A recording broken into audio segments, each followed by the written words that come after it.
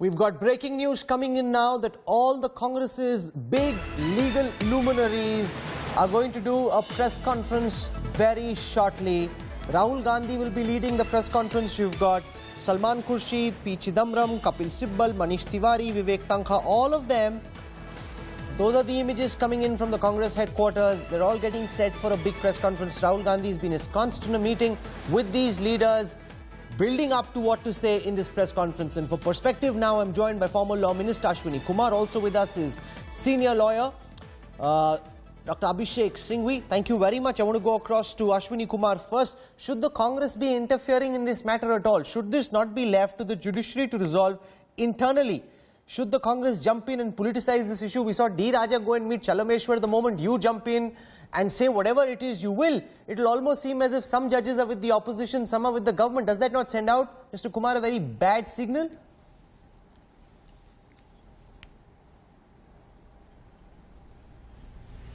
Well, quite clearly, the Supreme Court will have to resolve the matter from within. There's absolutely no question about it. But in a democracy, if a political party wants to comment upon developments that impact the future of our democracy itself, I don't think that right can be taken away. You have to wait for what is stated at the press conference before we begin to pass judgments on that. I don't think anybody is politicking over the matter. I don't think anybody seeks to politicize the matter. But it is equally true that once the matter has been put in the people's court by the judiciary itself, it is obvious that in a resilient and vibrant democracy, political functionaries will be called upon to give their views, and there's nothing wrong whatsoever in that, as long as the demarcation of authority is clearly understood. But what is actually shocking and disappointing and saddening is the fact that 4 senior-most judges have been compelled to take the matter to the people. And I think the question that we should really be asking ourselves is, what had gone so badly wrong that it had to be brought to the People's Court and by the judges themselves? And they've stated it in so many words that their entreaties and their appeal to the wisdom and discretion of Honorable the Chief Justice of India was of no avail. So please think of the anguish and the pain with which the 4 judges went public. And they stated so. No, but tell me this, as a former law minister, as a seasoned lawyer yourself, Mr. Kumar, what does the People's Court even mean in the context of the judiciary? These are not netas. You know, if you have a charge leveled against you, you say, I'm going into the People's Court, let the people decide. That makes sense.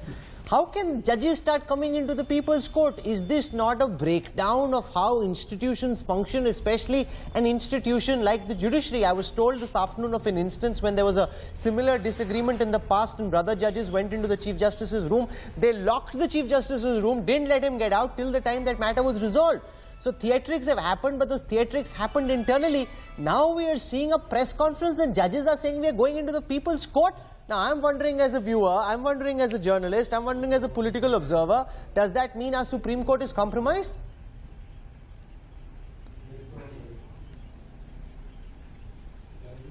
But that is why I'm saying it is a sad day that 4 judges found themselves compelled to go to the People's Court without recourse within the court itself. That's the question you should be asking, rather than shooting the messenger. I don't think it is fair to shoot the messenger. I don't think it is fair to question the 4 judges going to court. They should not have had to go to the People's Court. They should not have had to go public. They should not have had to call a press conference. That is a given, and I accept that.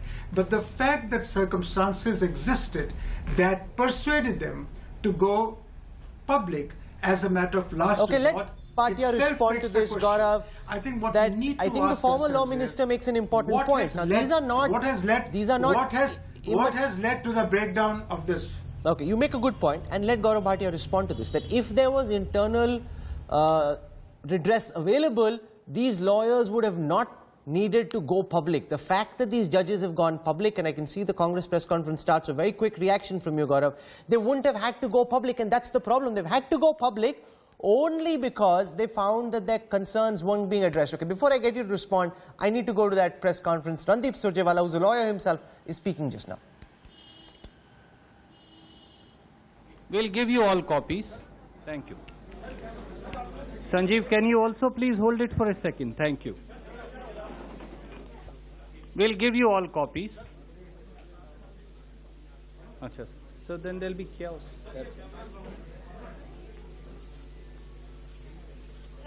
In an unprecedented development, 4 senior-most judges of the Supreme Court addressed a press conference today and also released a copy of the letter written by them to the Honorable Chief Justice of India. The observations made by the Honorable Judges and the issues raised by them in the press conference and in the letter are extremely disturbing and have far-reaching consequences for the values that we hold sacred, safeguarding democracy and preserving the independence of judiciary. The Honorable Judges have specifically highlighted 2 issues finalized by the Supreme Court. And number 2, the assignment of cases in the Supreme Court to what is described as, and I quote, selectively to the benches of their preference without any rational basis for such assignment, unquote. In answer to a question from the media, the Honorable Judges referred to the PIL concerning the death of Judge Loya, which the family of Judge Loya believes was under suspicious circumstances. The Honorable Judges in their letter have also hinted at other instances which they will raise later. The press conference and the letter followed a meeting of the 4 Honorable Judges with the Honorable Chief Justice of India this morning, which apparently failed to resolve the issues and obliged the 4 Honorable Judges to address a press conference. The Congress Party is deeply perturbed by these developments. The country holds the judiciary in the highest esteem, and millions of people knock on the doors of the courts seeking justice. The non-finalization of the Memorandum of Procedure has left nearly 40% of the sanctioned posts of the judges vacant, leading to delay in justice delivery system. The Congress Party earnestly appeals that the full court of the Supreme Court should take up the issues raised by the 4 Honorable Judges and find solutions that are consistent with the traditions and conventions of the judiciary pointed out by 4 Honorable Judges, and that will preserve the independence of the judiciary. In the PIL concerning the death of Judge Loya, we believe that the matter must be entrusted to the senior-most judges of the Supreme Court, who should ensure that under their supervision, there is a thorough and impartial investigation of the case by an independent SIT. In the matter of assignment of cases, the established conventions and traditions of the courts must be followed, and the selective assignment of cases must be stopped forthwith. Cases that have far-reaching implications to society and governance must be heard in accordance with well-established conventions by the senior-most judges of the Supreme Court. Will you please wait, because Congress President will be making a short statement.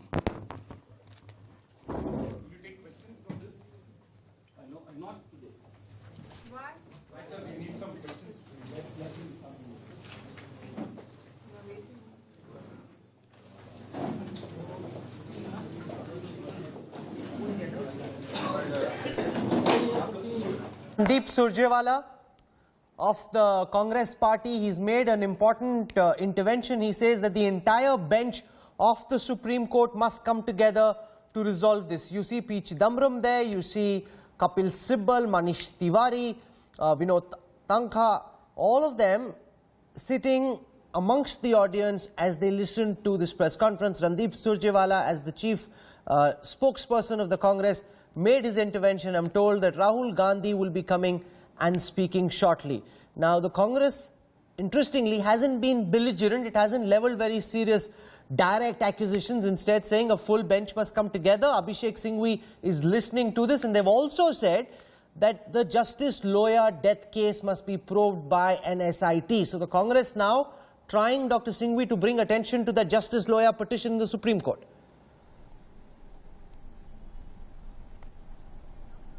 Okay.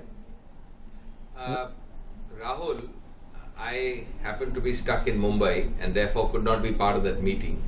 But we have conveyed our inputs, and the Congress has already spoken, the Congress president about to speak. I think you need to wait now. Okay, can I just hear Rahul Gandhi, please? Congress President to make a short statement.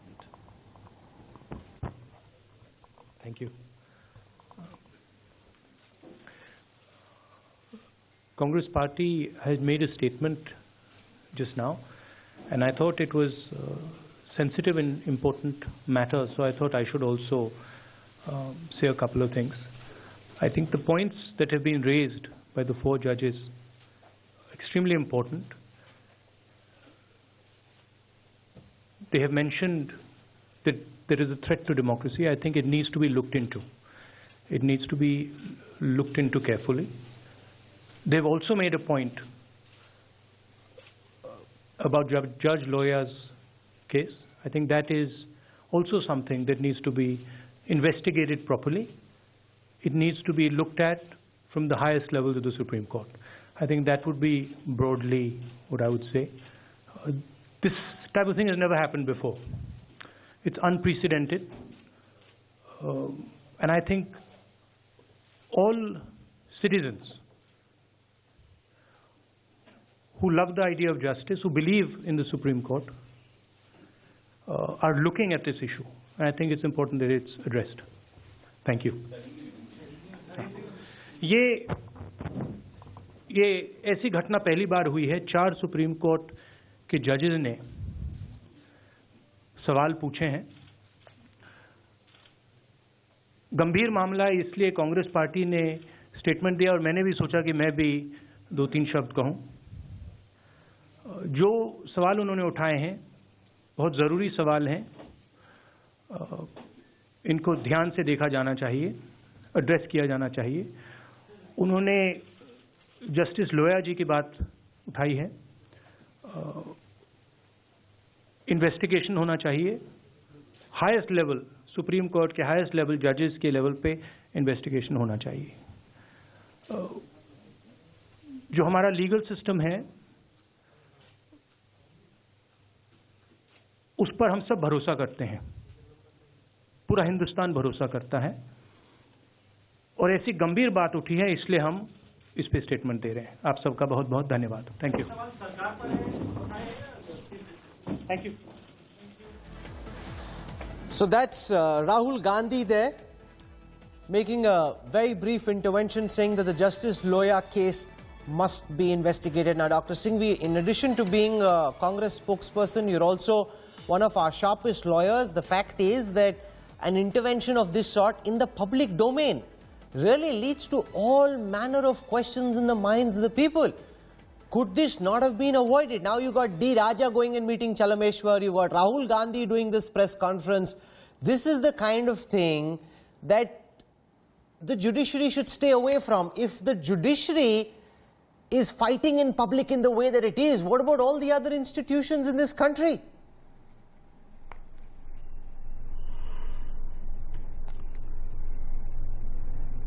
Can I speak, Rahul? Yes, Dr. Singhvi, you must. Can you hear me? I hear you just fine, sir. Voice is gone. I hear you, sir. Can you hear me? I hear you just fine. Please go ahead. Yeah, okay. Now, of course, yes, Rahul, you see, I couldn't come back in time from Mumbai, so I had to miss the meeting, and we all gave our inputs to Mr. Rahul Gandhi. You heard the Congress stand, you heard him speak also. Let me make 3 or 4 very quick points, Rahul. Number one, of course, for all of us who spent a lifetime in this, it's a sad moment. But normally, I would not support a press conference at all by anything in the judiciary. But the operative word is normally. Extraordinary circumstances may require extraordinary responses and modes of expressing those responses. Question is this an extraordinary circumstance? I think it qualifies. Why does it qualify? The 2 points in the letter, which is alone what we have, and there are other issues, mind you, as practitioners we know that, both impinge very seriously on the highest corridors of power. They impinge very seriously on the powers that be. And when they do that, Rahul, they raised the cardinal issue of freedom, independence of justice, which is at the base of our basic structure of our constitution. No, but the judges said The nothing, hint in Dr. that letter, Singhvi. and let's be very frank, In the let's not public mince domain, words. absolutely The clear nothing suggestion was in the said letter which would is suggest that these judges are alleging that the Modi did. Sarkar is interfering in the work of the judiciary. The judges did not say that. That's a political charge. The judges never said that. I didn't say that. I didn't say that, Rahul. Allow me to complete. Allow me to complete, Rahul. Rahul, allow me to complete. I did not say that the judges said that. I am saying pick up the letter, which is all that we have. The letter has two issues. Issue number one is about bench allocation or misallocation or wrongful allocation. Issue number two is memorandum of procedure. Dig a little deeper, what do they both involve? They both involve a clear suggestion that matters of great national importance should go to the senior judges. Now you have had a case of Loya death going to a relatively junior bench.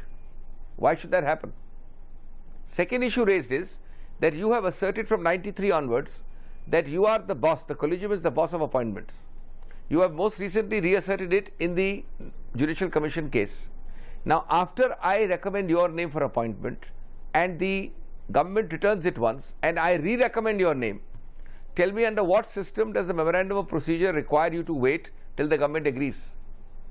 I wrote an open letter published in the Times of India some months ago saying that in such a situation, if the courts were to issue a contempt notice once to a law secretary or a law minister saying why is our recommendation not being acted upon, the whole thing would end and you wouldn't have 469 non-appointed High Court judges.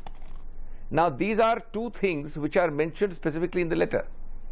Are they not matters which intersect at one level? Point. At one level, I totally agree, mind you, that you should not have the government interfering. And let Gaurav Bhatia of the BJP respond to this, because it's truly baffling that very sensitive cases of national importance, of political importance are being sent, Gaurav, to relatively junior judges of the Supreme Court. Why should the 10th senior most judge of the Supreme Court be deciding on pressing political matters which impinge people who are at the helm of power in this country? You've got other judges there. The moment these things start happening, then what was earlier just a rumor, an insinuation, blows out and comes into the public domain. There's clearly something amiss, which is why the judges were so frustrated, so anguished that they had to come out and speak out in public. No, I would say, Rahul, that it is a very sad state of affairs that Congress is trying to politicize the whole issue. And nowhere in the letter there is any reference to any particular case, especially not the case of the death of Justice Loya. Why is the Congress then trying to add something into the letter of the 4 honorable Supreme Court judges which is not present? Second, the BJP and the central government has acted very, very responsibly in saying that this is an internal matter of the judiciary and the judiciary would take care of it. I am reminded how twice in 1973 and later the Congress tried to jeopardize the independence of judiciary by superseding the senior most judge then and appointing a junior Supreme Court judge as the Chief Justice of India. Today that Congress is coming out and talking about independence of judiciary. Those were the dark days for the democracy of our country and for the judiciary, when to weaken the Supreme Court as well as the judiciary, they superseded a senior judge by a junior Supreme Court judge, and therefore all well-wishers Are you saying this of with democracy pride? as well because as those judiciary were, by your own admission, the darkest days of India's democracy, the darkest days for our judiciary, and your best defense can't be the Congress's worst act. Just because Indira Gandhi did something which was highly dubious, you can't cite that in your defense. How is that even an acceptable defense? Abhishek Singhvi wants to come in and make a quick point. I also want to introduce KTS Tulsi and Aman Lekhi. Both are joining us one at a time. I won't have guests speaking over each other. You've leveled a charge. One second. I won't have guests speaking over each other. One at a time. Make sense, not noise. Gaurav Bhatia's fader goes down. He's made his point. Dr. Singhvi will respond, and then I'll go to my other guest. Dr. Singhvi.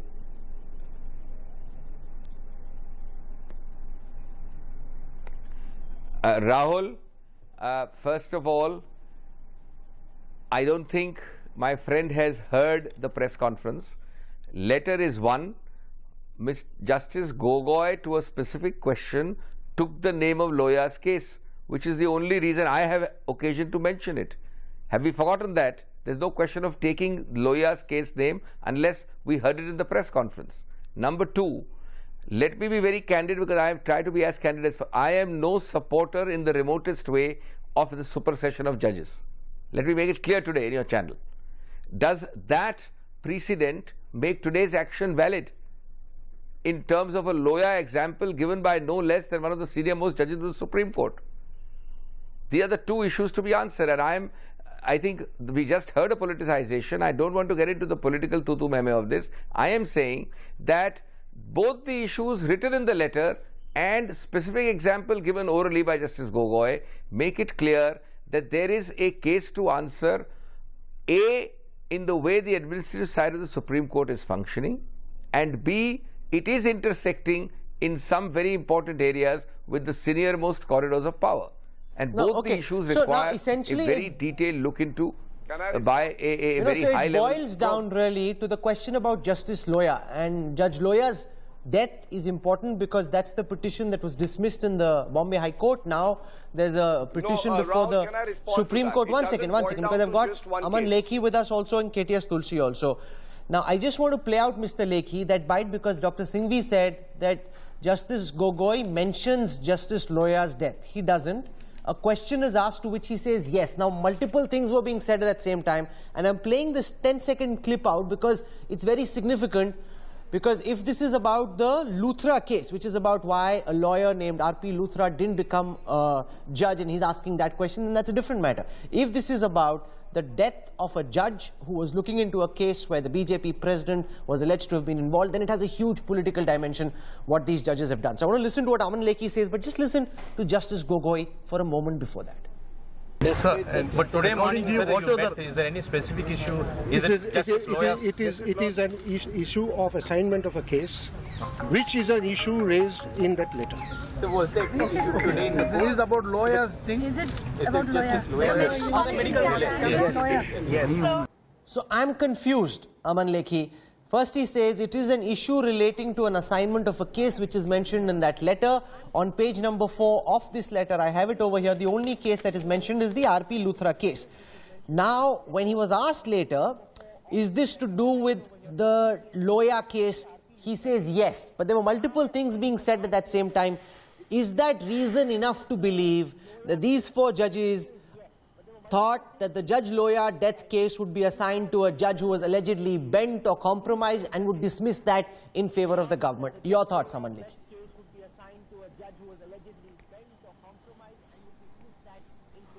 That is precisely the point. I have heard a speaker say it's an extraordinary situation, so it warranted the interview. If an extraordinary situation, then insofar as the reason for the extraordinary situation has to be explicitly stated, it's not to be inferred, it's not to be guessed. Now we have a letter which the judges have circulated, but we are relying upon responses to stray questions which the journalists have asked. Correct. Now this shows a casual approach to a very serious issue, and if the judges were that concerned about the matter, they should have been a bit more precise as to what is the issue which is troubling them. Correct. Because it is for the people to know to whom they have addressed. It is not for the judges to actually add to the rumor mongering which is already present in the corridors of the court and make it louder. That is precisely the issue which I have raised in the beginning itself. What is the purpose which is going to be achieved by this particular press conference?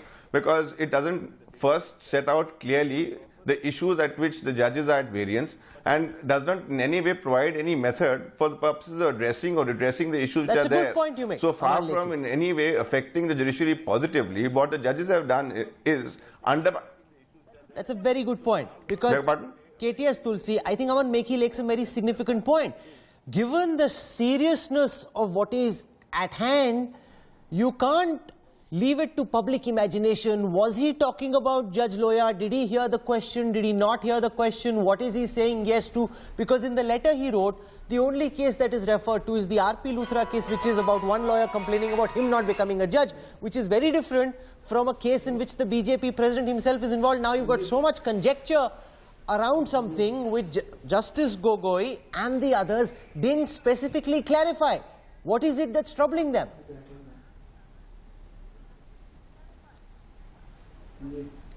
No. I would only like to say, as to principal question is, why did the judges choose to go public? Now that's what defies our imagination, because now in this case, the judges, somehow raising 2 or 3 issues, come to the conclusion that democracy is in peril. Now if democracy is in peril, and such is the gravity of the matters which they have briefly reflected without creating any sensation about it, they have said that the MOP, you see, there is danger to dispensation of justice. Why? Because on the one hand, there is demand to double the strength of judges in the constitutional courts, and instead of doubling, what is happening is that some of the high courts are working at 50% of strength.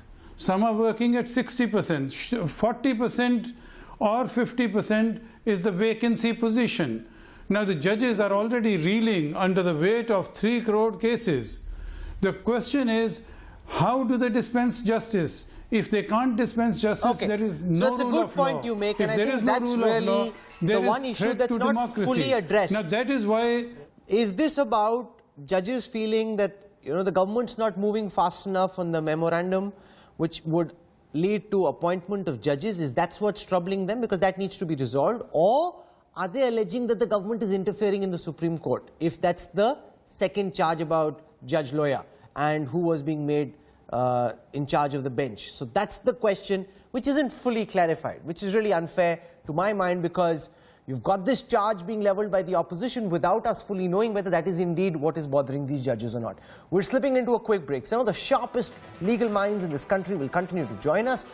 The Attorney General telling India today he believes this crisis will be resolved tomorrow. Is that indeed the case? We continue tracking the story on this huge earthquake that's erupted in the face of our judiciary when we come back on the other side of a quick break. Stay with us. You are watching India